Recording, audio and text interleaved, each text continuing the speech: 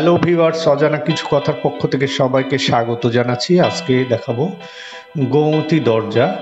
গড়ের গোমতী দরজা সম্পর্কে আজকে তোমাদেরকে জানাবো। মালদহের অবস্থিত প্রাচীন বাংলার রাজধানী গড়।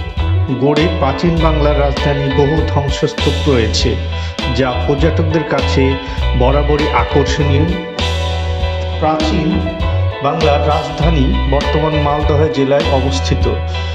ভারতের পশ্চিমবঙ্গ রাজ্যের উত্তরবঙ্গ জেলার মালদহে এখানে রয়েছে প্রাচীন বাংলার রাজধানী ধ্বংসস্তূপের শহর। গড়ে 12 থেকে 16 শতাব্দীর মধ্যে বাংলায় রাজধানী হিসাবে বিরাজমান ছিল। 4 শতাব্দীর বেশ সময় ধরে 1 ডজনেরও বেশি রাজবংশ শাসন করেছে। বর্তমানে এটি বাংলার ইসলামিক আমলের দর্শনীয় ধ্বংসস্তূপের মধ্যে অন্যতম। ইতিহাস এবং তার সাথে স্থাপত্য কলা মিলেমিশে রয়েছে এই প্রাচীন গড় শহরে।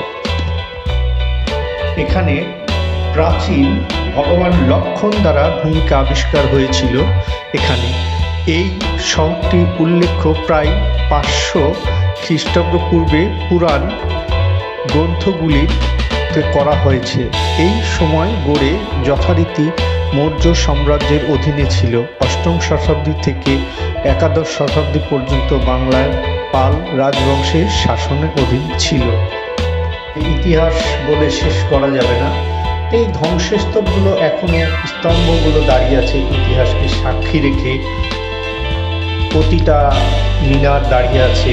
এখানে যে গোমতী দরজাটা মূলত এই যেখানে আমি দেখতে পাচ্ছি উঠছি, এইখানে তার পাশে যে গোমতী দরজাটা, এই গোমতী দরজাটা এখানে এই রাজবাড়ির বহিরাগমনের রাস্তা ছিল এটা। তো এই গোমতী দরজাটার অনেক কারুকার্য ভরা এইটি ছিল, কিন্তু এখন ধ্বংসস্তূপে রূপান্তরিত হয়েছে। তো সেটা আর এখন নেই। এখন শুধু সেই ধ্বংসস্তূপ দরজাটা দাঁড়িয়ে আছে। তো এর পাশেই দেখো আমি বসে আছি, দেখো গোমতী দরজাটা দেখা যাচ্ছিল। এখান থেকে বহিরাগমন করতো রাজাদের সব সৈন্য সামন্ত যাই আছে, এখান থেকে বহিরাগমন হতো। এটা একটি দরজা ছিল, কিন্তু এটা এখন বর্তমানে বন্ধ আছে। স্থাপত্যগুলো দাঁড়িয়ে আছে। রাজারা আজকে হয়তো নেই, কিন্তু এই স্থাপত্যগুলো এখন ইতিহাসকে সাক্ষী রেখে দাঁড়িয়ে আছে। ইতিহাসের বহু কিছু এখানে আসলে নিদর্শন পাওয়া যায়, ধ্বংসস্তূপ পাওয়া যায়। কত কি কারুকার্য করা এই মিনারগুলো, দরজাগুলো যে দাঁড়িয়ে আছে, বিল্ডিংগুলো অসাধারণ কারুকার্য করা। তখনকার যারা কারিগর ছিলেন তারা অনেক বুদ্ধিমত্তার সঙ্গে সেগুলো করেছিলেন।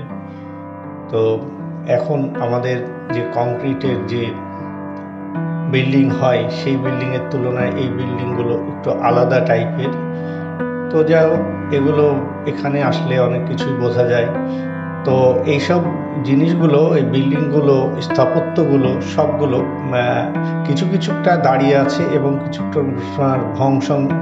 ভগ্নাংশ সব মাটিতে মিশে গেছে। তো কিছু কিছু জায়গায় এই জায়গাগুলো দেখো মাটিতে বিলীন হয়ে গেছে। তবে এখানেও স্থাপত্যগুলো ছিল, হয়তো যত্নের অভাবে আস্তে আস্তে বিলীন হয়ে যাচ্ছে। তো এখন বর্তমানে তারপরেও অনেকেই এটার ইতিহাস জানছে, এগুলোর যত্ন নিচ্ছে, তাই হয়তো আরও বহুদিন দাঁড়িয়ে থাকবে এই স্থাপত্যগুলো। তো এখানে বহু পর্যটকরা আসে, এখানে এই স্থাপত্যগুলো দেখতে আসে। গৌড় রাজাদের শাসনের সব যে কারুকার্য ভরা এই স্থাপত্যগুলো, সেই স্থাপত্যগুলো, মিনারগুলো সবাই দেখতে আসে।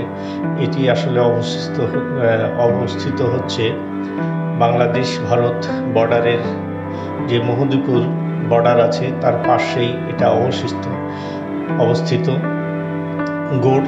এখানে অনেকগুলো স্থাপত্য দাঁড়িয়ে আছে। তো এখানে দেশ বিদেশের বহু পর্যটকরা এখানে ঘুরতে আসে। তো তোমরাও আসবে, আসলে অনেক ভালো লাগবে তোমাদেরকে। আমি এইটা পুরোটা ঘুরে ঘুরে দেখেছি। এরকম স্থাপত্য এখানে গৌড় রাজাদের এই যে ইতিহাস, এখানে আসলে তোমরা সব কিছু জানতে পারবে। তো আমি এর আগে একটা ভিডিও দিয়েছি, সেই ভিডিওটায় দিয়েছিলাম কদম রসুলের মিনারটা, স্তম্ভগুলো দিয়েছিলাম। তো আজকে গোমতীর দরজা দিলাম। নেক্সটে আরও আছে, সেই নেক্সটের ভিডিওতে আরও যেসব স্থাপত্যগুলো আছে, রাজবাড়ির বিল্ডিংগুলো আছে, সেগুলো একটা একটা করে বর্ণনা দিব। সেই বর্ণনা অনুযায়ী আমরা আমার ভিডিওগুলো দেখতে থাকো। নেক্সটে যে ব্লগ আনবো সেই ব্লগে সেই স্থাপত্যগুলো দিব। তো যা হোক, আমি একটু একটু করে ঘুরে ঘুরে দেখালাম। এই যে দেখতে পাচ্ছি খুবই সুন্দর, অসাধারণ পরিবেশ, মনোরম পরিবেশ। ঘুরে ঘুরে দেখছি বহু পর্যটকরা আসছে, প্রতিদিন ভ্রমণ করছে। মালদা শহর থেকে প্রায় 20 কিলোমিটার দূরে এই জায়গাটা, মহদীপুর বর্ডারের একটু আগেই পড়ে এটা। তো এখানে কোনো টাকা পয়সার কোনো ব্যাপার নেই, এখানে ফ্রি এন্ট্রি এবং ফ্রিভাবে ঘোরা যায়, কোনো টাকা পয়সা লাগে না। তো তোমরা এখানে আসবে, এসে দর্শন করবে, বিষয়গুলো জানবে। দেখো তার ভিতরের অংশগুলো খুব ভয়ঙ্কর লাগে দেখতে গেলে। তো যাই হোক, তাই দেখো পাশে একটা ফুলের বাগান আছে, ফুল গাছগুলো এখানে, ফুলগুলো আমি ছবিগুলো উঠালাম, খুব ভালোই লাগলো। এদিক ওদিকটা চারিদিকে একটু ঘুরে ঘুরে দেখলাম, তোমরাও ঘুরে ঘুরে দেখবে, ভালো লাগবে। তো আজকে ব্লগটা আমি এখানে শেষ করছি। এখন আমি এখান থেকে বেরিয়ে যাব, নেক্সট আরেকটি জায়গায় যাব। তো ঠিক আছে, এই যে দেখো গোমতী দরজা থেকে আমি বেরিয়ে চলে আসছি। সবাইকে অসংখ্য ধন্যবাদ জানিয়ে আমার এই ব্লগটি শেষ করলাম। সবাইকে ধন্যবাদ জানাচ্ছি।